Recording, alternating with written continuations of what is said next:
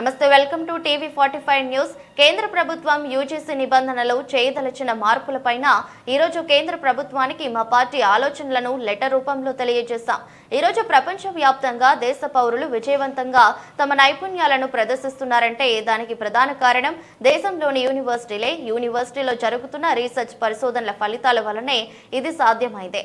దేశంలో కేంద్ర రాష్ట్ర ప్రభుత్వాల పరిధితో పాటు అనేక ప్రైవేట్ విద్యా సంస్థలు, యూనివర్సిటీలు, ఐఐటి వంటి సెంటర్ ఆఫ్ ఎక్సలెన్స్ విద్యా సంస్థలు కూడా ఉన్నాయి.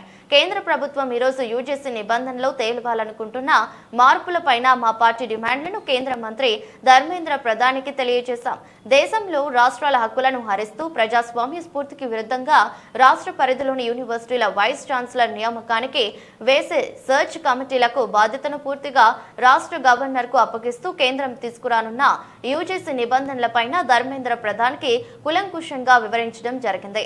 రానున్న నూతన యూజీసీ మార్గదర్శకాలు మార్పులపైన మా పార్టీ తరపున విద్యారంగ మేధావులతో ఒక సమావేశం నిర్వహించిన తర్వాత మా పార్టీ ఆలోచనలను కేంద్ర ప్రభుత్వానికి తెలియజేశామని తెలిపారు.